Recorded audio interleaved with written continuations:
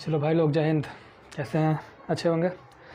चलिए हम भी अच्छे हैं। प्रश्न संख्या 41। आज सेट नंबर 10 करेंगे। ज़रूरी सूचना आप लोग के लिए, हम CGL का जो भी हम पढ़ा रहे हैं ना, ये तो सेट प्रैक्टिस हो रहा है NTPC का। ये क्या है?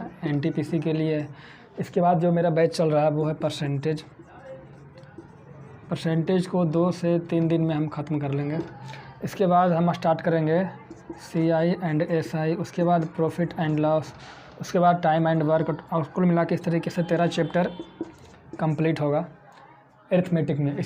और इसके साथ साथ हम लोग 1 जनवरी से एडवांस मैथ ला रहे हैं। Advance math, mensuration, geometry, number system, सब इसी में पढ़ाया जाएगा। ठीक है। और सबसे बड़ी बात, कुछ चैप्टर कंप्लीट हो जाएगा, 8-9 चैप्टर, तो फिर हम इसका सेट लेकर के आएंगे, सेट प्रैक्टिस। ठीक है, जो CGL वालों के लिए होगा।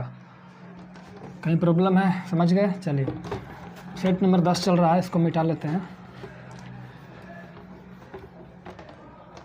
कहता है प्रश्न संख्या 41, 7 का वह सबसे छोटा अपवर्त ज्ञात कीजिए जिसे कि 6, 9, 15 और 18 से विभाजित करने पर शेष 4 बचता है। कहता है कि 7 का वह सबसे छोटा अपवर्त मतलब होता है गुणनफल, गुणनखंड, या गुणनखंड नहीं बोलेंगे, गुणज। तो 7 का वह सबसे छोटा गुणज जो 6, 9, 15 और 18 से भाग देने पर 4 शेष बचता है। तो 6, 9, 15 और 18 का एलसीएम लेंगे किसका? 6, 9, 15 और 18 का। तो एलसीएम हमारा आएगा 90। क्या आएगा? 90, है ना जी? 90 हुआ। ठीक है। अब कहता है कि सबसे पहले 4 शेषफल बचना चाहिए। क्या करना चाहिए? 4 शेषफल बचना चाहिए। तो 90 में भागा देंगे 6 से, 9 से, 15 से, 8 से, तो शेषफल तो कुछ बचेगा नहीं। बचेगा कुछ नहीं बचेगा। और 4 शेषफल बचना चाहिए। तो जब 4 शेषफल बचना चाहिए तो हम इसको क्या करेंगे? तो हम इसमें 4 जोड़ देंगे। इसमें क्या जोड़ देंगे? 4 जोड़ देंगे। तो 90, 4, 94। तो 6 से भागा दीजिएगा, 4 बचेगा, सब में 4 बचेगा। लेकिन ये जो संख्या है वो आपका होना चाहिए क्या? 7 का गुणज। देखिए 7 का गुणज में आता है 98 आता है, 91 आता है, 94 थोड़ी ना आता है कहीं पे, है ना? तो इसका मतलब है ये संख्या नहीं होगा। लेकिन जो भी होगा वो क्या होगा? इसी के गुणज में होगा। तो पहले क्या होगा? देखिए सबसे पहले 90 का कोई ना कोई गुणनफल होगा, है ना? 90 का कोई ना कोई गुणनफल होगा और उसमें 4 अधिक होगा। देखिए अगर 90 6, 9, 15 और 18 से कट रहा है तो 90 का गुणनफल भी 6, 9, 15, 18 से कटेगा। दिक्कत? उसके बाद इसमें 4 जोड़ देंगे तो 4 बचेगा मेरा रिमाइंडर में। तो अब देखिए इसको 7 से कटना भी चाहिए। किससे कटना है? 7 से। इसको ऐसे लिखेंगे, 7 से कटाना भी है डिवाइड करके। तो इसको ऐसे लिख लेंगे, 84 है ना जी। देखिए 90 के आसपास को इसको लिखेंगे 12 गुने 7 के, तो 12 से 84, कोई दिक्कत नहीं, प्लस 6 के, 84, 6, 90 और प्लस 4 पहले से है। देखिए इसी को तोड़े हैं 12 से 84 के और प्लस 6 के, तो 84, 6 कितना हो गया? 90, है ना? अब देखिएगा इसको तो 7 से भागा देंगे, कट जाएगा। 7 कट गया, 12 के पूरी कट गया, रिमाइंडर कुछ नहीं बचा। लेकिन अगर इसमें 7 से भागा देंगे तो ये कटेगा। के का क्या मान रखेंगे? कट जाएगा। तो के का क्या मान रखें? अगर के का मान 1 रखिएगा तो 6 कम 6, 4, 10, 7 से नहीं कटेगा। 2 रखिएगा तो 6 दूनी 12, 6 दूनी 12 और 4, 16, 7 से नहीं कटेगा। 3 रखिएगा 18, 4, 22, 3 से नहीं कटेगा। 4 रखिएगा 6, 24, 4, 28, अरे कट गया, 28, 7 से कट जाएगा। तो यहाँ से के का मतलब क्या हो गया? 4। तो के का मतलब 4 हो गया। तो यहाँ से जो हमारा बनेगा वो 90 गुने 4 प्लस 4, 9 चौक 36, 360 प्लस 4 कितना हो गया? 364। और 364 को आप देखिएगा 6, 9, 15, 18 से भागा दे करके तो शेषफल 4 बचेगा। और देखिए 7, 5, 35, 7 दूनी 14, कट रहा है कि नहीं? 7 से। चलिए अगला देखते हैं। कहता है एक कार 216 किलोमीटर प्रति घंटा की चाल से चल रही है। ठीक है, 216 किलोमीटर प्रति घंटा। तो वह 30 सेकंड में कितनी दूरी तय करेगी, है ना जी? देखिए 216 किलोमीटर 1 घंटा में, तो 1 घंटा मतलब 60 मिनट में 216 किलोमीटर। तो 1 मिनट में तो 216/60, ये किलोमीटर है, इसको क्या बदल देंगे मीटर में, तो 1000 से गुना कर देंगे। ठीक है, तो 216 किलोमीटर, किलोमीटर को बदल दिया मीटर में, 1000 से गुना हुआ, 60 मिनट में चलता है तो 1 मिनट में, तो 1 मिनट में इतना, तो 1 सेकंड में, 1 मिनट यानी 60 सेकंड, तो 60 सेकंड में इतना चल लेता है, तो 1 सेकंड में तो 60 से भागा देंगे। और कहता है 30 सेकंड में कितना दूरी चलेगा, तो 30 से गुना कर देंगे। 1 सेकंड में इतना, तो 30 सेकंड में देखिए 30 दूनी 60, कोई दिक्कत नहीं। अब इसको हम काट लेंगे।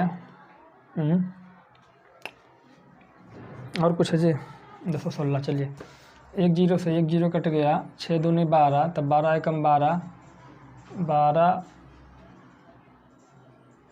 देखिए 6 दूनी 12, अब 12 एकम 12, 12 और 96, 18 गुने 100, तो 1800 मीटर। ठीक है, चलिए भैया प्रश्न संख्या 43 देखिए, कहता है 154 मीटर रस्सी है, रस्सी की लंबाई कितना है 154 मीटर, इसको बांटना है 9:5 में, तो 9:5 में, तो इसको मान लेंगे 9x, इसको मान लेंगे 5x, तो कुल मिला के देखिए अगर मान लेते हैं एक लंबाई का एक रस्सी 2 भाग हो गया, एक भाग का लंबाई 9x, दूसरे का 5x, तो कुल कितना हो गया, तो कुल हो गया 14x, तो 14x हो गया। अब बताइए 14x टोटल लंबाई कितना हो गया, कुल लंबाई हो गया 14x, और कुल लंबाई है कितना 154, तो x बराबर क्या होगा 11, तो कहता है अब 11 हो गया x बराबर, तो इसमें 11x करेंगे तो इसका लंबाई 55 मीटर, इसमें 11 से करेंगे तो इसका लंबाई 99 मीटर। सबसे छोटा भाग की लंबाई ज्ञात करें, सबसे छोटा भाग की लंबाई कितना है 55 मीटर। अगला प्रश्न देखिए, अगला प्रश्न बढ़िया है, कहता है एक आयत है, आयत का नाम है EAFD। ठीक है, अब आयत है, इसमें एक त्रिभुज बना दिया गया है ना, सबका मान दे दिया गया है। अब कहता है कि भुजा AB और BC के मध्य बिंदुओं को मिलाने वाली रेखा का लंबाई ज्ञात करें। मतलब अगर इसकी लंबाई का आधा मान लेते हैं यहाँ पे है और यहाँ पे है, तो इसको जो मिलाएंगे ना, तो इसका कुछ नाम धर देते हैं MN, तो वही कहता है कि MN बताइए क्या होगा। इस पे ध्यान रखना है, इसका इस AB का मध्य बिंदु है यहाँ पे, तो ये दोनों बराबर होगा, और एक मध्य बिंदु है तो A और A बराबर होगा। ठीक है, तो अब कहता है कैसे निकालेंगे, मध्य बिंदु निकालना है। ठीक है, मध्य बिंदु निकालना है। और सबसे बड़ी बात, ये जो देख रहे हैं बड़ा वाला फिगर, ये आयत है, तो आयत का कोनों का चारों कोण कितना होता है 90 डिग्री। ठीक है, 90 डिग्री। देखिए यहाँ से यहाँ B से ही 6 है, B से F 2 है, तो टोटल E से F कितना होगा, तो 6 2 8, जब यहाँ पूरा 8 होगा तो ये भी 8 हो जाएगा हमारा। ठीक है, ऊपर देखिएगा पूरा 22 है, और यहाँ से यहाँ 16 है, अब पूरा 22 है, तो 16 22 में 16 जाएगा, 16 6 22, 6 हो गया। अब देखिए ये हो गया हमारा 90 डिग्री, क्या हो गया 90 डिग्री। अब 90 डिग्री है, तो ये त्रिभुज हो रहा है छोटा वाला, देखिए क्या हो रहा है, त्रिभुज हो रहा है, समकोण त्रिभुज है ना, क्या हो रहा है समकोण त्रिभुज। तो समकोण त्रिभुज में देखिए यहाँ 90 है, तो ये कर्ण होगा, तो इसको निकालेंगे। हाइपोटेनस बराबर क्या होगा, 8 का स्क्वायर 64 प्लस 6 का स्क्वायर 36, 64 36 10 100 का वर्गमूल 10, हमारा कितना हो गया 10 मीटर हो गया। ठीक है, सेंटीमीटर, अगर सेंटीमीटर में तो सेंटीमीटर में। अब देखिए इसको निकालना है, तो देखिए ये जो त्रिभुज दिख रहा है ABC, इसको बाहर लेके आते हैं। क्या करते हैं, बाहर लेके आते हैं, तो इसको हम ऐसे लिख सकते हैं, ऊपर में B है और A है, C है, त्रिभुज इस तरीके से है, और MN की लंबाई इस तरीके से है। अब सबसे बड़ी बात है कि ये जो है मिड पॉइंट है, ये मिड पॉइंट है। तो एक थ्योरम होता है ज्योमेट्री में कि किसी भी त्रिभुज के दो भुजाओं के मध्य बिंदुओं को मिलाने वाली रेखा, त्रिभुज के किसी भी 2 भुजाओं को मिलाने वाली मध्य रेखा तीसरी भुजा के समांतर होती है तथा आधी होती है। तो समांतर तो होगा ही, तथा आधा होगा। अब देखिए AC कितना दे रखा है 10, तो इसका आधा कितना होगा 5, तो MN की लंबाई कितना हो गया 5, तो MN बराबर क्या हो जाएगा 5 सेंटीमीटर हो जाएगा। दिक्कत है, हाँ चलिए भाई साहब, कहता है X को 9 रुपया वार्षिक ब्याज पर, देखिए एक मूलधन है जिसका 100 रुपया है, एक मूलधन है कितना है 100 रुपया है, दिख रहा है, इसको 9% वार्षिक ब्याज पे दे रहा है, कितने साल के लिए 7 साल के लिए, 7 साल, यहाँ पर डायरेक्ट लिखें 7 साल, बाकी तो आप समझ जाएंगे 7 है ना। तो उसमें उतना ही ब्याज प्राप्त होता है जितना कि 22 रुपया को 5.25%, तो 5.25% को अगर हम इसको लिख लेते हैं 5.25 है, तो 5.25% को लिखेंगे 5.1/4, 5 के 20 है, 21/4%। कोई दिक्कत, अरे भैया 5 के 20 और 1 21/4% दर हो गया। और समय कितना है, टाइम है आपका 16 साल। और कहता है जो दोनों पर ब्याज मिलता है वो बराबर है, तो एक्स बाई बताइए, एक्स बाई का रेशियो बताइए। तो इसका ब्याज क्या होगा, मूलधन गुने समय गुने दर बटे 100 बराबर है इसका ब्याज का। इसका ब्याज क्या होगा, मूलधन गुने समय गुने दर, तो 21/100 और जो 4 है यहाँ पे वो हमारा नीचे आ जाएगा। ठीक है, 100 से 100 कट गया, कोई दिक्कत नहीं। 4 से काटेंगे 4 चौके 16, 7 से काटेंगे 7 या 21, 3 से काटेंगे 3 या 9, तो x गुने 3 बराबर 4 गुने 22। तो x अनुपात 22 पूछ रहा था, x अनुपात 22, तो x रखेंगे, 22 को इधर लाएंगे, है ना जी। तो 22 को इधर लाएँ तो ऊपर 4 रह गया और नीचे 3 हो गया, तो हमारा क्या हो जाएगा, 4:3। क्या हो जाएगा, 4:3। दिक्कत, चलिए भाई साहब प्रश्न संख्या 40 कहता है सुबह को 198 रुपये में एक वस्तु को बेचने से 12% की हानि हुई। देखिए 12% की हानि हुई, तो 12% का हानि बराबर क्या होगा, 12/100। ठीक है, तो इसको काटेंगे तो 3 चौके 12, 25 चौके 100, इसका मतलब क्या हुआ, 3/25। अब हानि किस पे होता है, क्रय मूल्य पे, तो इसका मतलब हुआ कि अगर क्रय मूल्य 25 यूनिट है तो 25 यूनिट का 12% 3 रुपया क्या हो गया, हमारा लॉस हो गया। तो 30 रुपये लॉस हो गया, तो कितना में बेचेंगे इसको, तो इसको हम लोग बेचेंगे 25 रुपये में खरीदे, 3 रुपया लॉस कर दिए, तो बेचेंगे कितना में, 22 यूनिट में। अब बेचा कितना में, 198 में। बेचा कितना में, 198 में। तो 22 यूनिट 198, तो 1 यूनिट क्या होगा, 22 × 98 से 1 यूनिट कितना हो गया, 7। तो इसका क्रय मूल्य कितना हो जाएगा, 25 यूनिट, तो क्रय मूल्य हो गया 25 × 7, 25 × 75 से, ऐसा है ना। ऐसा फिर यहाँ पर 22 से होगा, 9 होगा। ठीक है, गलती कर दिए। तो 1 यूनिट 9, तो 25 यूनिट, 25 9 225, क्या हो गया, 225। तो क्रय मूल्य 225 रुपया का हो गया। अब कहता है कि 8% लाभ कमाने के लिए उसे कीमत को कितना बढ़ाना चाहिए था। अगर इसको 8% लाभ को कमाना है तो कितना बेचेगा, सबसे पहले एक ज्ञात कीजिए। तो 8% लाभ कमाएगा तो प्रॉफिट कितना हो गया, 8%। तो जो इसका विक्रय मूल्य हो जाएगा वो क्या होगा, 225 का 100% तो क्रय मूल्य है, 8% कमाएगा तो 108%। 108% को हटाएंगे तो बटे 100, 25 9 2 25, 25 चौका 100, 4 से काटेंगे तो हो जाएगा 4 दूनी 8, 4 7 28, 27 गुने 9, 7 9 63 और 9 दूना 18 6 24, 243 रुपये। देखिए पहले बेच रहा था वस्तु को 198 में लॉस लेकर के, जब प्रॉफिट लेकर के बेचा 243 में। तो कहता है कि 8% लाभ कमाने के लिए उसको कीमत में कितना बढ़ोतरी करना चाहिए था। मतलब 198 से 243 आने के लिए कितना बढ़ोतरी करेगा, तो इससे इसे घटाएंगे तो हो जाएगा 45 रुपये। देखिए सही है, 13 में 5 8 गया 5, यहाँ बच गया 3 3 3, तो यहाँ से जाएगा 3, तो हाँ 23 में से 19 गया 4, 45 रुपये बिल्कुल सही है। ठीक है, कहता है एक खिलौने का रियायती मूल्य 1470 रुपये था यदि छूट 16% थी। देखिए 16% छूट देने के बाद उसका कीमत कितना हो गया, 1470 रुपया। तो खिलौने का अंकित मूल्य क्या था। ठीक है, अब देखिए अंकित मूल्य मार्क प्राइस है ना, अब 16% छूट दिए तो उसे लेंगे कितना, 84%। तो अंकित मूल्य का 84% हमारा क्या हो गया, 1470 रुपया है ना जी। अंकित मूल्य का 16% छोड़े तो 84% न लिए, तो अंकित मूल्य का 84% 1470 रुपया हो गया। अब इसको देखिए कैसे करेंगे, 21 चौक 84, 21 चौक 84, 25 चौका 100, 21 से काटेंगे, 21 7 47 से और 0, तो यहाँ से मार्क प्राइस हो जाएगा 70 गुने 25, 25 7 75 से 1750 रुपया। ठीक है, चलिए देखिए भाई साहब अगला प्रश्न है, प्रश्न संख्या 48। ये द्विघात समीकरण का प्रश्न है, द्विघात समीकरण है ना जी, द्विघात समीकरण का प्रश्न है। देखिए इस तरीके से है, कहता है इतना बराबर 0 है और इसका जो मूल है वो समान है। तो मूल समान कब होता है इसको जानेंगे, तो इसका मान ज्ञात कीजिए। देखिए सबसे पहले इसको बोलते हैं ए, देखिए x को छोड़ करके, ठीक है, यहाँ भी x छोड़ेंगे तो इसको बोलेंगे b, इस पूरे को बोलेंगे c। तो जब मूल समान होता है, एक मतलब क्या हुआ, जब मूल समान होता है तो b² - 4ac बराबर क्या होता है, 0 होता है। द्विघात समीकरण में पढ़े होंगे आप लोग, है ना। तो b² - 4ac, अब b का मान कितना हुआ 2ab, तो इसका स्क्वायर करेंगे तो 4a² b² माइनस 4a का मान रख लेंगे यहाँ से, तो 1 + a²। ऐसा करते हैं, अच्छा पहले रख लेते हैं। और c का मान कितना होगा B square minus C square बराबर 0।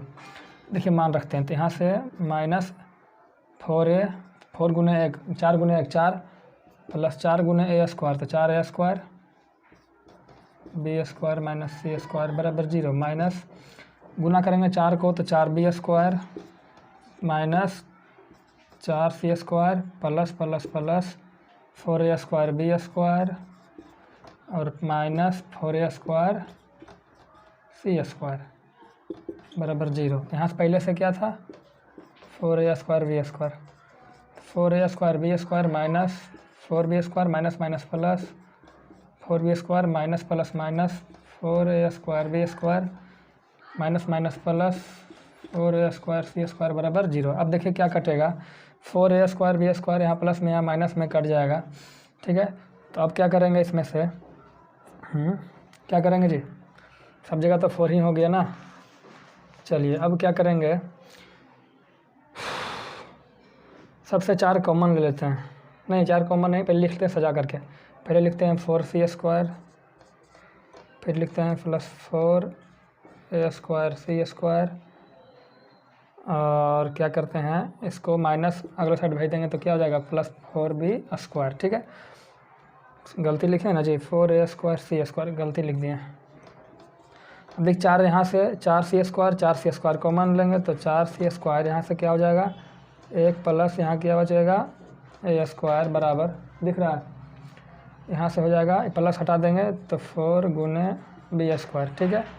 तो दिक्कत है 4 से 4 देखिए क्या कट रहा है जी, 4 से 4 कट जाएगा तो हमारा क्या बच गया सी स्क्वायर इंटू 1 प्लस ए स्क्वायर बराबर क्या बच गया बी स्क्वायर। अब यही तो हमसे पूछा जा रहा था, देखिए लेफ्ट साइड मिल रहा है ना, तो राइट साइड क्या होगा बी स्क्वायर होगा, दिक्कत है।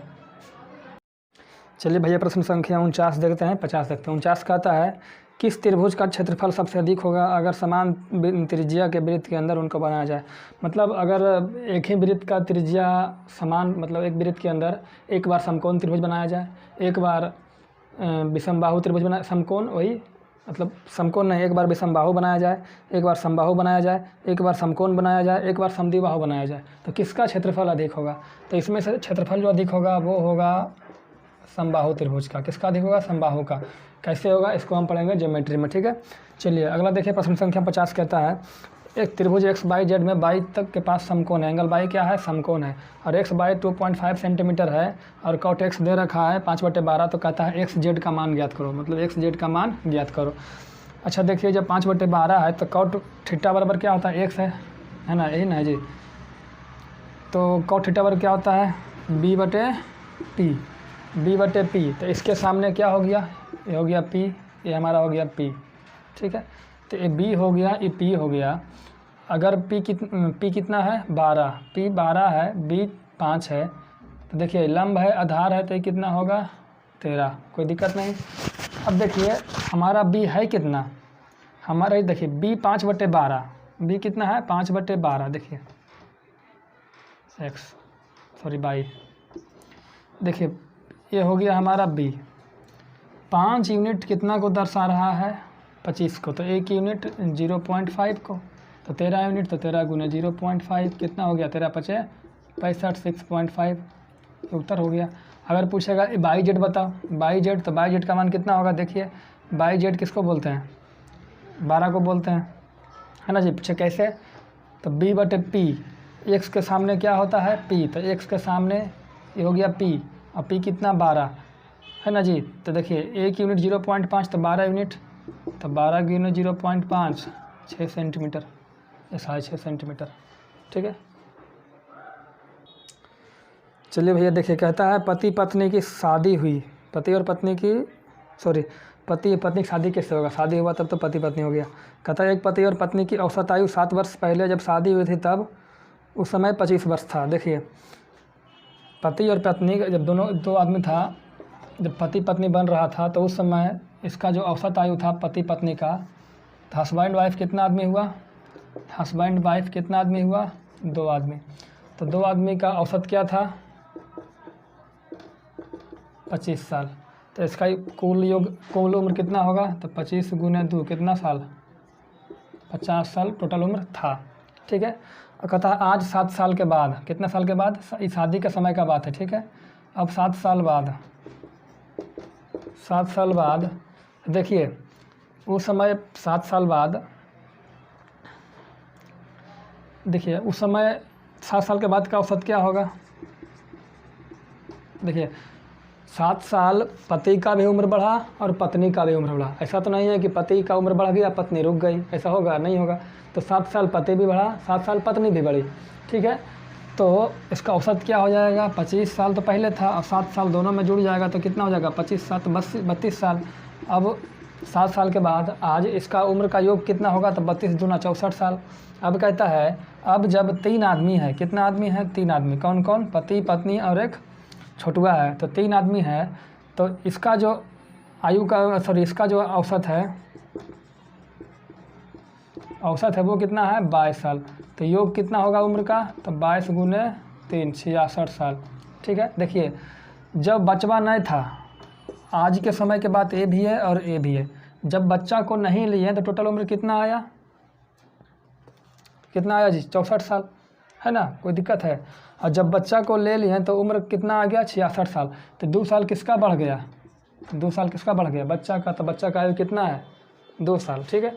चलिए एक तरीका और करने का है, ये तो हो गया आप लोग को समझाने के लिए करवाए थे, आप इसको शॉर्टकट में भी कर सकते हैं, इतना लिखने का ज़रूरत नहीं है भैया, इतना लिखने से टाइम मरता है, एकदम नहीं लिखे इतना, हम आप लोग के लिए लिखते हैं। देखिए कहता है कि पहले इसका उम्र कितना था, हस्बैंड वाइफ का जो पहले था वो था 25 साल औसत आयु, ठीक है। आज जब 7 साल के बाद, तो 7 साल के बाद तो 25 साल तो पहले था, अब 7 साल बढ़ गया तो 7 साल इसका एवरेज ही बढ़ेगा। तो 7 साल के बाद तो 25 और 7 कितना हो जाएगा, 32। तो आज इसको लिखेंगे 25 + 7, जब आज 32 साल हो गया तो बच्चा भी है इसके पास, है ना। अब जो इसका एवरेज है क्या है, अब 3 आदमी हो गया और इसका औसत कितना है, 22 है। अब देखना होता है कि 22 से 32 कितना अधिक है, कितना अधिक है जी, 10 अधिक है, 10 अधिक 1 पर तो कई आदमी, 2 आदमी, तो कितना अधिक हो गया, 20 अधिक हो गया। और चूँकि 20 अधिक हो गया तो इसमें 20 कम करना होगा, 20 कम करना होगा। देखिए ये औसत से योग बना दिए और योग से यहाँ प्लस था, यहाँ माइनस किए, यहाँ फिर 1 आदमी है तो 1 से भागा देंगे तो क्या बनेगा, -20, और -20 को यहाँ -20 कर देंगे तो हमारा हो जाएगा 2 साल। अगर समझ में नहीं आ रहा है तो टेंशन नहीं लीजिए, 22 साल नहीं भैया, 2 साल। हम जब औसत पढ़ाएंगे तो इस नियम को पढ़ाएंगे, बहुत आसान होता है, ठीक है। चलिए भाई, कहता है प्रमोद किसी काम को करने में आलोक से दुगना समय लेता है। एक 3 आदमी है यहाँ पे, प्रमोद, आलोक और संजय। तो प्रमोद, आलोक और संजय 3 आदमी है। कहता है प्रमोद जो है वो आलोक से दुगना समय लेता है और संजय से तिगुना समय लेता है। तो संजय से तिगुना लेगा तो इसको 2 लेंगे, तो इसको 6 ले लेंगे, इसका तिगुना हो गया, और इसका दोगुना तो इसको 3 ले लेंगे। मतलब इस समय का बात हो गया, किसका बात हो गया, समय का। यानी ये 6 दिन लेगा तो ये 3 दिन लेगा तो ये 2 दिन लेगा, है ना। तो कुछ काम मान लेते हैं, तो इसका कुछ काम मान लेते हैं, टोटल 6 काम है। कितना काम है, 6 काम है, ऐसा हम मान लेते हैं, ठीक है। तो 6 काम है तो ये 6 दिन में करता है, तो 1 दिन में कितना काम करेगा, 1 काम। तो इसका क्षमता हो गया, 1 दिन में कितना काम, 2 काम, 1 दिन में 3 काम, ठीक है। अब क्या कहता है, यदि सब मिलकर काम को करे तो उस काम को 1 दिन में पूरा कर सकते हैं। तो सब मिलकर काम करेगा तो ये 1 दिन में करेगा, तो सब मिलकर करेगा तो ये 1 काम करेगा, 2 काम करेगा, 2 1 3 और 3 6 काम करेगा। टोटल 1 दिन में कितना काम करेगा, 6 काम करेगा। तो इस तरीके से टोटल वर्क हमारा क्या हो गया, 2 1 3 3, 6 गुने 1 बराबर 6 काम। तो कहता है इस काम को प्रमोद अकेले कितना दिन में करेगा। तो प्रमोद का क्षमता क्या है, 6 काम को प्रमोद एक काम डेली करके करेगा तो कई दिन लग जाएगा, 6 दिन तो लग ही जाना है, ठीक है। चलिए अगला देखिए, करते हैं। कहता है एक रेलगाड़ी 30 सेकंड में एक प्लेटफॉर्म 60 किलोमीटर प्रति घंटा की चाल से पार कर लेती है। यदि रेलगाड़ी की लंबाई 200 मीटर है तो प्लेटफॉर्म की लंबाई क्या होगा।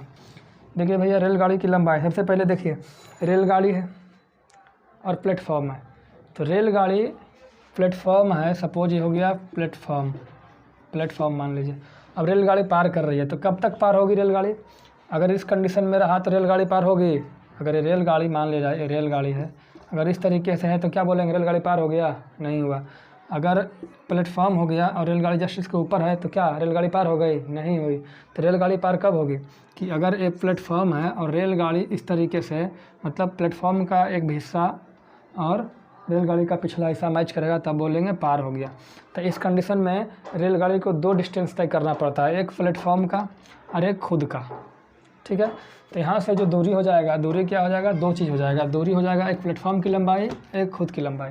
तो देखिए प्लेटफॉर्म की लंबाई दे रखा है, नहीं रेलगाड़ी की लंबाई दे रखा है। तो रेलगाड़ी की लंबाई है 200, तो प्लेटफॉर्म की लंबाई मान लेते हैं x। तो कुल मिलाकर क्या हो गया? दूरी बराबर क्या होता है? चाल गुना समय। तो चाल कितना है? 60 किलोमीटर प्रति घंटा। अब देखिए जो 60 किलोमीटर प्रति घंटा है, तो 60 किलोमीटर प्रति घंटा वो किलोमीटर घंटा में है, मीटर में है। इसको क्या बदलेंगे? मीटर प्रति सेकंड में। तो चाल हो गया 60 किलोमीटर प्रति घंटा, इसको मीटर पर सेकंड में बदलेंगे तो 5/18 से भागा देंगे, तो हमारा चाल हो गया। ये क्या हो गया? चाल। और गुने समय कितना सेकंड में पार करता है? 30 सेकंड में। तो समय 30 सेकंड में है, बढ़िया है। ठीक है, अब देखिए इसको काटेंगे कैसे काटेंगे? 6 से काटेंगे,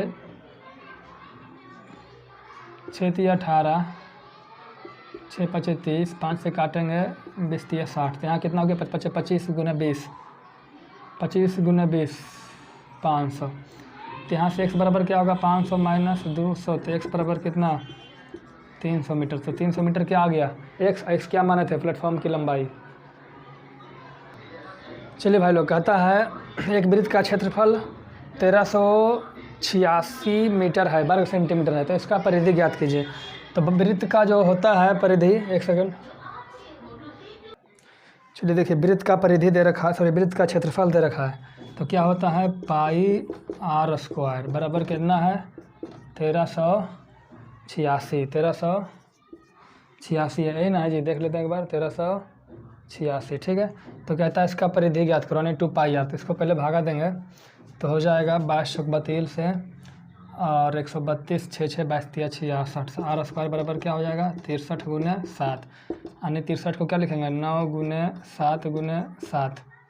ठीक है, r²। तो r बराबर क्या हो जाएगा? 9 से 1 3 निकल जाएगा, 2 7 में से 1 7 निकल जाएगा, है ना जी? वर्गमूल होगा तो r कितना हो गया? 21 सेंटीमीटर। और कहता है परिधि निकालो। परिधि बराबर क्या होता है? 2πr। 22/7 × r का मान कितना है? 21। 7 × 21, 2 × 6 × 22, तो 22 × 6 132 सेंटीमीटर। ठीक है, चलिए कहता है यदि वार्षिक चक्रवृद्धि ब्याज की दर पर 2 वर्ष में कोई राशि 500 रुपया से 583.20 रुपया हो जाता है, तो इसका दर ज्ञात करो, है ना? देखिए पहले था हमारा मूलधन कितना था? 500 रुपया, हो कितना गया? 583.20 रुपया। ठीक है, तो इसको हम पहले क्या करेंगे? इससे दशमलव हटाएंगे तो क्या हो जाएगा? 100। ठीक है, तो अब हो जाएगा 500 रुपया था, हो कितना गया? 583, इसको 583 रुपया 20 पैसा। तो इससे दशमलव हटाए बटे 100 कर दें। ठीक है, इसको बटाए के लिखेंगे, तिरछा गुना होगा तो हो जाएगा 50,000 अनुपात 583 20 0। कोई दिक्कत? 1 0 से 1 0 कट गया, अभी और कटेगा, कितना से कटेगा? 5 से कटेगा। चलिए इसको काटते हैं 2 से, 3 से, 2 से काटते हैं। तो 2 से काटते हैं तो 7 7 49 7 8 56, 8 से काट दो, कट जाएगा 8 से। देखिए 8 से काटेंगे तो 8 5 40, 8 6 48, 48 2 0, तो 8 2 16 और 4 0 8 5 40। 8 से काटेंगे तो 8 7 56, 56, यहाँ क्या बचा? 2 पर 3, तो 8 2 16 और 16, और यहाँ कितना बच गया? 7, तो 2 8 9 72। यानी कोई धन जो था वो 625 से 729 हो गया। अब कटेगा? नहीं कटेगा। तो आपको हम क्या बताए थे? चूँकि कल ही बताए थे ना जी कि अगर समय 2 साल रहेगा तो क्या करेंगे? अंडर रूट करेंगे। अब अगर समय 3 साल रहेगा तो क्या करेंगे? क्यूब रूट करेंगे। तो इसको क्या करेंगे? अंडर रूट करेंगे। तो इसको अंडर रूट करेंगे तो अंडर रूट कर लेते हैं इसको, चूँकि 2 साल की बात है। तो 625 का वर्गमूल क्या होगा? 25, और इसका वर्गमूल क्या होगा? 27। तो कोई राशि 25 से 27 हो रहा है, इसका क्या मतलब हुआ? तो इसका मतलब हुआ 25 से जो 27 हो गया, बढ़ गया कितना? 2 रुपया। कितना पे? 25 पे। तो 100 पे कितना? तो 25 चौका 100 और 4 दूनी 8%। यही तो हमारा पूछ रहा है। ठीक है, चलिए भाई साहब, प्रश्न संख्या 56 कहता है डेजी और रोजी की वर्तमान आयु का अनुपात। डेजी है और रोजी है, तो वर्तमान आयु का अनुपात 2:3 है, तो इसको मान लेते हैं इसका आयु 2x है तो इसका 3x है। अब कहता है कि 4 साल पहले दोनों की आयु का अनुपात 5:8 था, तो 7 साल बाद क्या होगा। तो 4 साल पहले इसका उम्र कितना होगा और रोजी का उम्र 3x - 4 होगा। इसका अनुपात तो बटे करेंगे कितना था, 5:8 था। तो कहता है कि 7 साल बाद डेजी का आयु क्या था, 7 साल बाद इसका। तो यहाँ से सोल्व कर लेंगे और सोल्व करके क्या निकाल लेंगे, x का मान निकाल लेंगे और x का मान निकालने के बाद यहाँ से 2x का मान निकाल लेंगे और 2x का जब मान निकल जाएगा तो इसमें क्या जोड़ देंगे, पूछता है 7 साल के बाद ये क्या परसेंटेज हो गया, तो इसमें क्या करेंगे 7 साल जोड़ देंगे, ये हमारा उत्तर आ जाएगा। चलिए तो लॉन्ग मेथड था, शॉर्ट मेथड देखिए कहता है रोजी डेजी और रोजी, डेजी और रोजी ज़्यादा ऊपर हो गया, चलिए और नीचे ले लेते हैं, बहुत ईजी है, डेजी और रोजी। ठीक है, कहता है इसका आयु का अनुपात 2:3 है, प्रेजेंट वाला है ना जी। और कहता है 4 साल पहले, तो 4 साल पहले की बात है, तो और ऊपर ले लेते हैं, थोड़ा सा दिखेगा नहीं, शायद वाटर मार्क आ जाएगा। चलिए और नीचे लेते हैं भाई जी। देखिए प्रेजेंट उम्र का अनुपात कितना है, 2:3। अब बात हो गया 4 साल पहले का, तो 4 साल पहले का अनुपात कितना है, 5:8। इसको क्या लेंगे, 5:8। यह है डेजी, यह है रोजी। ठीक है, यहाँ से देखिए घटावेंगे तो 5 में से 2 जाएगा 3, 8 में से 5 गया 3 गया 5। तो यहाँ से प्रॉब्लम हो गया कि यहाँ देखिए अनुपात 3 का है, यहाँ 5 का डिफरेंस है, तो ऐसे नहीं लेंगे। यहाँ से हम क्या करते हैं ना, डिफरेंस बराबर होना चाहिए तभी लेंगे। तो डिफरेंस बराबर नहीं हो रहा था, यहाँ 3 आ रहा था, यहाँ 5 आ रहा था, तो डिफरेंस बराबर करने के लिए इन दोनों का डिफरेंस लेंगे। तो 5 8 का डिफरेंस कितना होगा 3, जो 3 वहाँ डिफरेंस हुआ, यही 3 हम यहाँ से गुना कर देंगे और 3 यहाँ से डिफरेंस गुना कर देंगे। अब 6 हो गया, 6 में से 5 गया 1, 6 में से 5 गया, फिर 9 में से 8 गया 1, ये हमारा हो गया 1 यूनिट, चाहे इसको बोलेंगे 1 यूनिट, कोई दिक्कत। अब देखिए यहाँ से यहाँ तक का डिफरेंस कितना साल का था, 4 साल का, है ना जी। अब मेरे ख्याल से कितना आया, 1 यूनिट को 1 यूनिट आया, तो हमारा जो 1 यूनिट है वो रियल में 4 साल के बराबर है ना। तो वर्तमान उम्र कितना यूनिट है, तो द्वितीय 6 यूनिट, 6 यूनिट है ना जी। तो द्वितीय 6 यूनिट वर्तमान है, तो 1 यूनिट 4, तो 6 यूनिट कितना हो जाएगा, 6 चौके 24 साल। तो डेजी का वर्तमान उम्र 24 साल, तो कहता है 7 साल के बाद, तो 24 साल कितना हो जाएगा, 31 साल हो जाएगा। इसी प्रकार के बोलेगा 4 साल पहले, तो यहाँ से 4 5 20 कर देंगे। देखिए यहाँ 24 आया था, यहाँ 20 डिफरेंस 4 साल का आ गया। आप कुछ भी निकाल सकते हैं, 4 साल पहले, 4 साल बाद, 7 साल पहले, 7 साल बाद, कुछ भी, एनीथिंग। ओके, ठीक है। चलिए देखिए प्रश्न संख्या 57 कहता है कितने वर्षों में एक रकम 10% वार्षिक ब्याज की दर पर अपनी तिगुनी हो जाएगी, है ना। तो अपनी तिगुनी हो जाएगी, तो मान लेते हैं कोई मूलधन है, वो क्या मान लेते हैं x है, तो तिगुनी हो जाएगी तो हो कितनी जाएगी 3x। अब कोई 100 रुपया था, 3x हो गया, तो हमारा ब्याज कितना हो गया, तो ब्याज हमारा हो गया सिंपल इंटरेस्ट, 3x में से x गया 2x।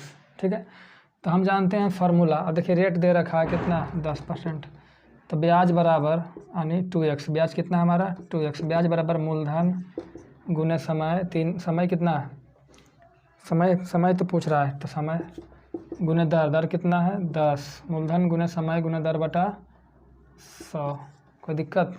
हाँ देखिए 0 से 0 कट गया, 1 से x कट गया, तो 3 बराबर क्या हो गया 2 गुने 10 बराबर कितना हो गया 20 साल, दिक्कत। चलिए अगला देखिए प्रश्न संख्या 58 कहता है एक मालगाड़ी द्वारा एक स्टेशन पार करने के 7 घंटे बाद, मतलब क्या हुआ, मान लिया जाए यहाँ स्टेशन है, तो यहाँ से सबसे पहले कौन पार किया, मालगाड़ी। तो मालगाड़ी मान लिया जाए पार किया कितना बजे, मान लेते हैं 12 बजे पार किया मालगाड़ी। ठीक है, तो उसके 7 घंटे बाद क्या है, इसके 7 घंटे बाद 54 किलोमीटर प्रति घंटा की स्पीड से किसने पार किया, सवारी गाड़ी।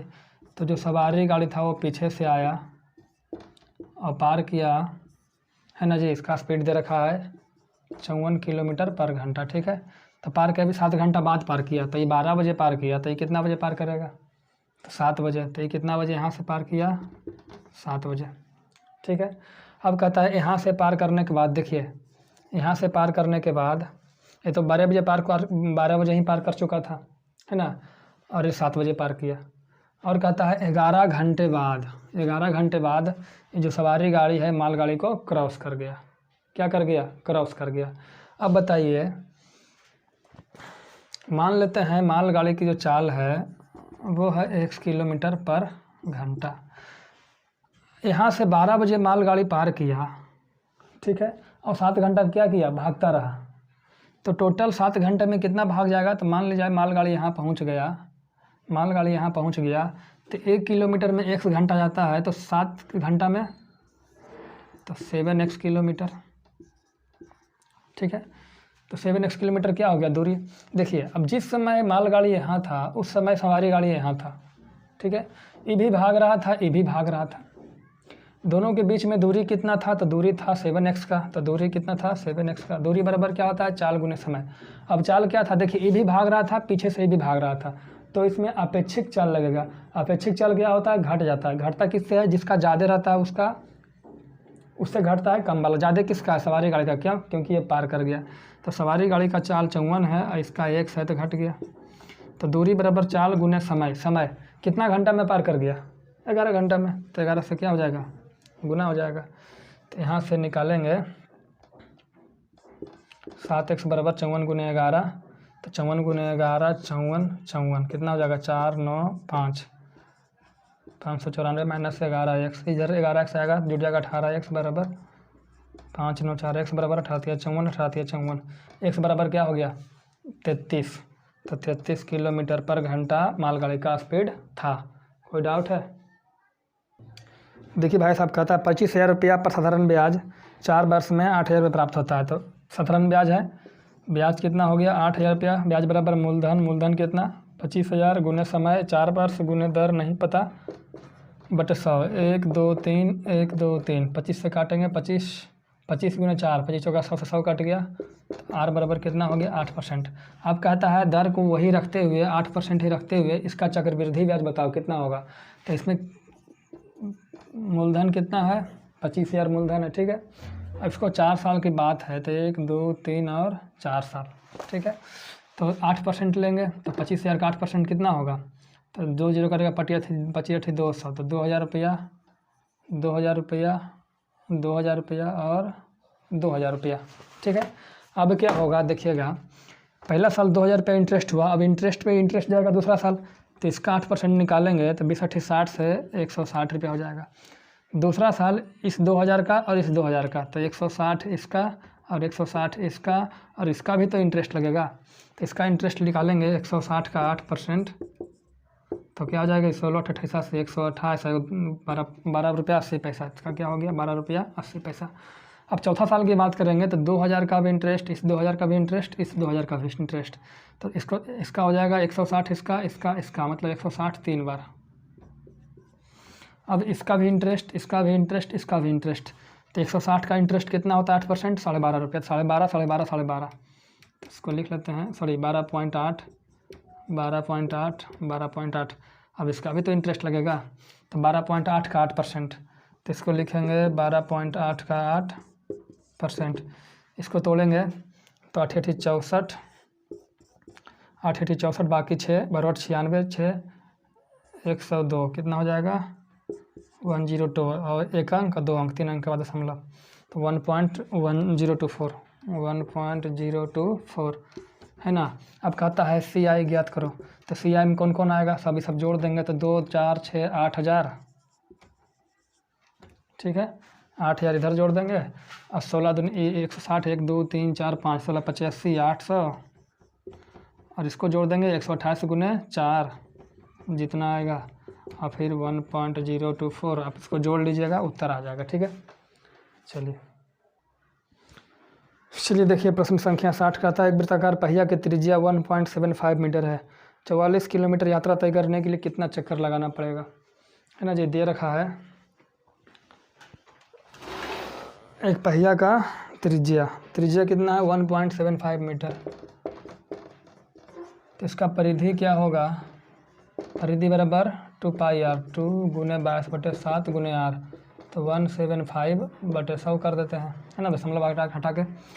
तो 25 छक्का 150, 25 7 75 से 25 चौका 100, 7 से 7 कट गया, 2 से काटेंगे 2 दूनी 4, 2 से काटेंगे 11। परिधि कितना हो गया? 11 मीटर। इसका मतलब क्या समझे? परिधि क्या होता है? परिधि क्या होता है सर जी? देखिए मान लीजिए यहाँ से स्टार्ट किया, इसको फिर यहाँ से नापते हुए फिर यहीं लाएंगे, इसको क्या बोलेंगे? परिधि। तो अब यहाँ से कोई स्टार्ट किया फिर वहीं आ गया तो चक्कर भी तो लगा रहा है। कितना चक्कर? एक चक्कर। तो यहाँ से यहाँ कुल लंबाई 11 मीटर है, यानी एक चक्कर, यानी एक 11 मीटर तय किया कितना चक्कर में?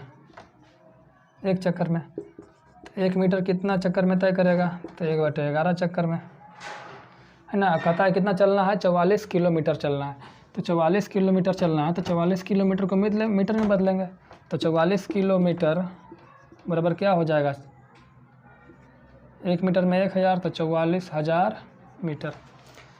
तो 1 मीटर चलने में इतना चक्कर, तो 44,000 मीटर चलने में, तो 1/11 गुने 44,000, 11 चौक 44 और 4 गुने 1000, कितना चक्कर हो गया हमारा? 4000 चक्कर हो गया। ठीक है, चलिए भाई साहब थक गए हैं काफ़ी। कहता है किसी धनराशि को 160 पुरुष और कुछ महिलाओं के बीच 16:1 के में बांटा जाता है। देखिए कुछ धनराशि है जिसमें से 160 पुरुष हैं, कुछ महिलाएं हैं, ठीक है, ये मेल है और ये फीमेल है, इसमें बांटा गया। तो उनमें जो बांटा गया था उसका अनुपात 16:1 हो गया। मतलब अगर मान ली जाए 160 पुरुष था, उसको कुछ पैसा दे दिया तो कुल मिला के कुछ पैसा हो गया। फिर कुछ महिलाएं थी, उसको भी कुछ पैसा दिया, उसको भी मतलब मिला जुला के पूरा बटा जितना भी, उसका रेशियो निकाला तो वो आया, जो कुल का रेशियो आया, कुल अमाउंट का रेशियो वो आया 16:21 का। ठीक है, 16:21 का। और कहता जबकि प्रत्येक पुरुष को प्रत्येक को 4 रुपया मिला और प्रत्येक महिलाओं को 7 रुपया नहीं 3 रुपया मिला।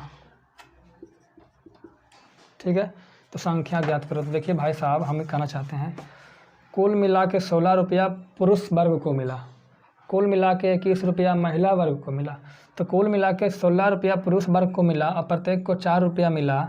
तो कुल कितना संख्या था? पुरुष की संख्या कितना था? तो भागा देंगे, तो 4 से 16 में 16/4 करेंगे तो 4 था।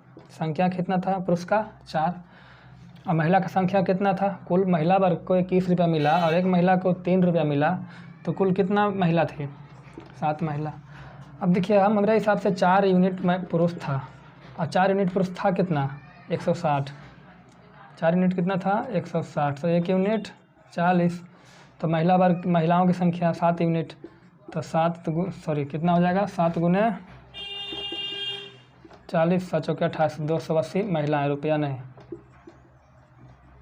महिलाएँ थी। ठीक है, चलिए भाई साहब अगला प्रश्न संख्या 62 है। आप लोग को ये प्रश्न हम पहले पढ़ा चुके हैं, मतलब इसने इसी टाइप का पढ़ा है। कहता है n परीक्षणों का माध्य, माध्य मतलब क्या होता है जी? औसत। माध्य मतलब औसत। तो n परीक्षणों का औसत m है और प्रत्येक परीक्षण में m² - m + n जोड़ा जाए तो नया माध्य क्या होगा, है ना जी। तो आपको हम कल के सेट में बताए थे कि यदि प्रत्येक अंक में या प्रत्येक परीक्षण में कुछ जोड़ा जाएगा तो उतना ही जोड़ा जाएगा औसत में भी। अगर यदि प्रत्येक परीक्षण में कुछ गुना किया जाएगा तो औसत में भी गुना होगा। अगर भागा दिया जाएगा तो इसमें भी भागा होगा। तो इसमें कितना जोड़ रहे हैं? m² - m + 1।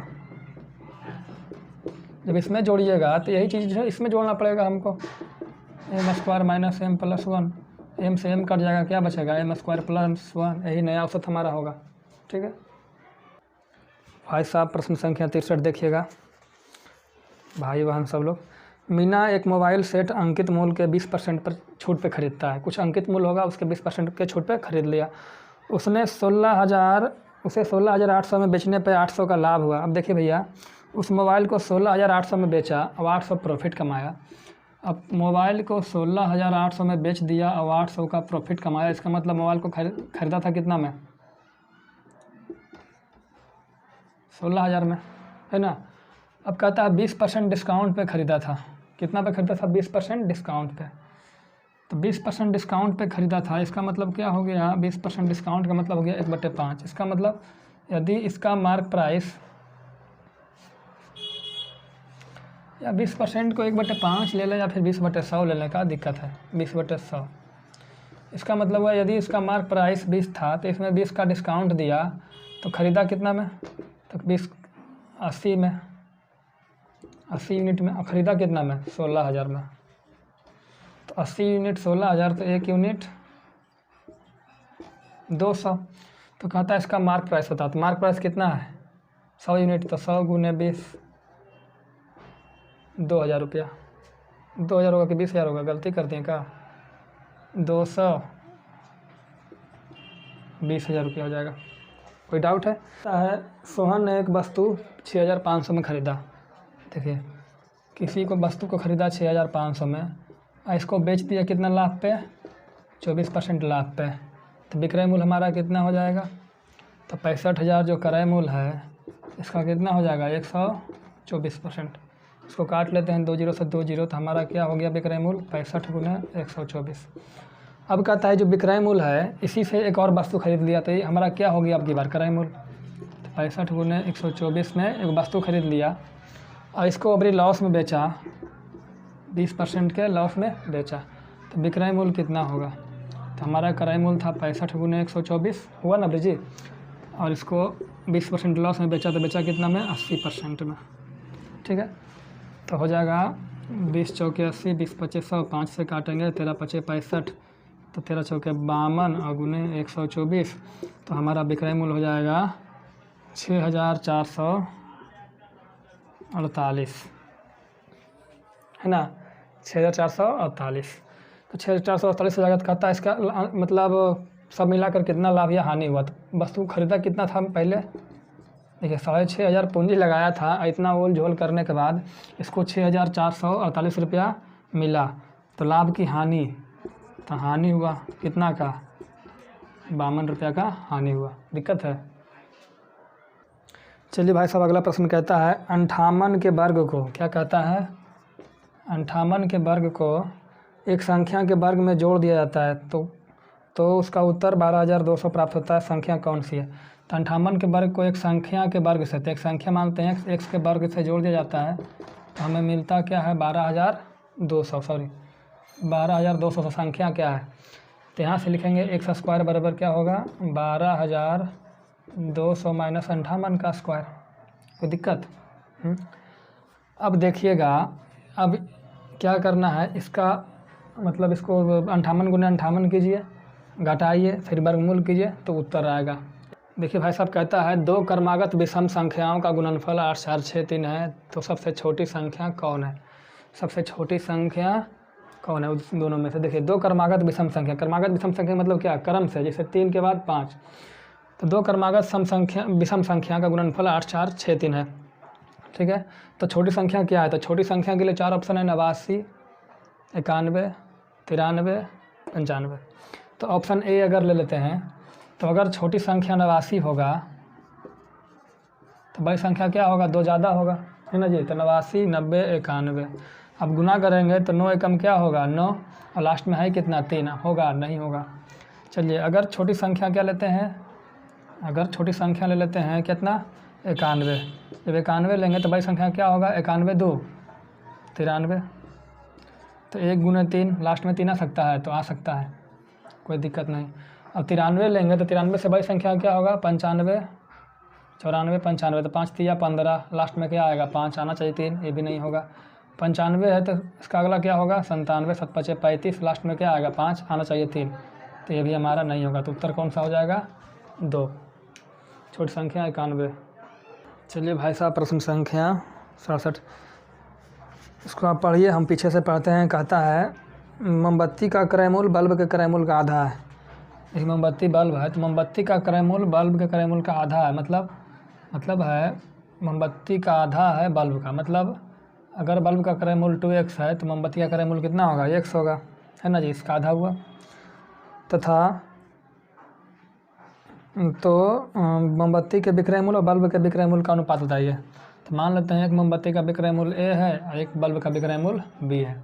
अब प्रश्न ऊपर से पढ़ेंगे। कहता है 10 मोमबत्तियों को बेचने पर, 10 मोमबत्तियों को बेचने की बात हो रही है, तो हमें बताइए 10 मोमबत्ती को बेचना है तो एक मोमबत्ती का क्रय मूल्य x, तो 10 मोमबत्ती का क्रय मूल्य क्या हो जाएगा 10x।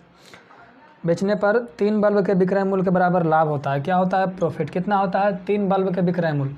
1 बल्ब का विक्रय मूल्य बी, तो 3 बल्ब का विक्रय मूल्य भी 3 बी। ठीक है। जबकि 10 बल्ब को बेचने से, तो 10 बल्ब को बेचेंगे तो उसको पहले खरीदेंगे, तो जब 10 बल्ब को खरीदेंगे तो 1 बल्ब का क्रय मूल्य 2x, 10 बल्ब का क्रय मूल्य 10 गुना 20x, है ना। क्या होता है? लॉस होता है 4 मोमबत्तियों के विक्रय मूल्य के बराबर। तो यहाँ से लॉस हो गया 4 मोमबत्ती के विक्रय मूल्य। 1 मोमबत्ती का विक्रय मूल्य ए, तो 4 मोमबत्ती का विक्रय मूल्य 4 है। अब कहता है दोनों का लाभ परसेंट और हानि परसेंट बराबर है दोनों कंडीशन में। लाभ परसेंट और हानि परसेंट बराबर है, तो यहाँ से लाभ परसेंट निकालेंगे तो लाभ बटा क्रय मूल्य गुने 100, तो लाभ बटे क्रय मूल्य गुने 100। यहाँ से हानि हो रहा है तो हानि बटे क्रय मूल्य गुने 100, तो हानि बटे क्रय मूल्य गुने 100। ठीक है। 100 से 100 कट जाएगा, 10 दूना 20 कट जाएगा, 2 दूना 4 कट जाएगा, तो b बटा ए बराबर क्या होगा? तो इसको ऐसे लिखते हैं अभी तत्काल, 3b बराबर 2 है। अब क्या पूछता है भैया, देखिए किसका किसका पूछ रहा है। कहता है मोमबत्ती के विक्रय मूल्य और बल्ब के विक्रय मूल्य का अनुपात। तो मोमबत्ती का विक्रय मूल्य और बल्ब का विक्रय मूल्य, तो मोमबत्ती बटा बल्ब यानी ए बटे बी। तो जब ए बटे बी लेंगे तो ए को इधर ही रखेंगे, बी को अगले तरफ भेज देंगे, तो बी चला गया और 2 को इधर भेजेंगे, 3:2। क्या हो जाएगा? 3:2 हो जाएगा। ठीक है। कहता है किसी संख्या के 88%, तो को मान लेते हैं कोई संख्या 100 है, इसका 88% 88, इसी का 55%, 55 होगा, का अंतर कितना का है देखिए, तो अंतर कितना का है? 33 का। तो मान लेते हैं कोई संख्या 100x है, इसका 88% 88x, 55% 55x, अंतर कितना? 33x। अब अंतर किसके बराबर है? 1485 के। तो x बराबर क्या होगा? 3 चौके इसको काटेंगे तो आएगा 4 बार में 3 चौके 12, 3 चौके 12, 1 13 132 और 3 5 15, है ना। कितना आएगा? 45। गलती है क्या जी? तो वो संख्या क्या हो जाएगा? तो वो जो संख्या होगा वो क्या होगा? 45 गुने 100। तो कहता है संख्या का 45%, तो संख्या हमारा 45 गुने 100 है, इसका निकालना है 45%, तो 45 बटे 100, 100 से 100 कट गया, क्या बचा? 45 गुने 45। इसको तो करने का तरीका समझाए थे हम। 45 गुने 45 गुना करना कैसे है? 5 5 25 और 4 1 बढ़ा के, तो 4 5 20, 20 से 25 हो जाएगा उत्तर। ठीक है। चलिए 2 प्रश्न और है। कहता है एक विषय में राम द्वारा प्राप्त अंक मनीष द्वारा प्राप्त अंकों का 2/9 है ना। तो देखते हैं, मान लेते हैं राम द्वारा प्राप्त अंक R है, तो कहता है राम द्वारा प्राप्त अंक का 1/3, तो R अंक प्राप्त किया, इसका 1/3 जो है मनीष द्वारा प्राप्त अंक का 2/9, तो मनीष M अंक प्राप्त करता है, तो इसका 2/9 भाग, है ना, बराबर है। बराबर कर देंगे, 3 से काटेंगे, 3 तिया 9, तो R बटे मतलब राम बटे मनीष बराबर 2/3। इसका मतलब क्या हुआ? कहता है दोनों के अंकों का योग 210 है। इसका मतलब हुआ R अगर 2 अंक प्राप्त किया तो M कितना प्राप्त किया? 3, तो कुल कितना हो गया? इसको मान लेते हैं 2x, कितना हो जाएगा? 3x, तो कुल कितना हो जाएगा? 5x। किसके बराबर है? 210 के। 5x बराबर 120 है, तो x बराबर 24। तो कहता है राम ने कितना प्राप्त किया? राम कितना प्राप्त किया? 2x, तो 2 गुने 24 बराबर क्या हो जाएगा? 48 अंक प्राप्त किया। चलिए लास्ट पर है क्वेश्चन, बहुत तेजी है, बहुत तेजी है भैया। लास्ट वाला क्वेश्चन कहता है a के पावर 2 गुने 2a के पावर 22 गुने 4a के पावर 23। देखिए पहले यहाँ कुछ नहीं, तो 1 है, तो 1 दूना 2 चौके 8 हो गया, 8 हो गया।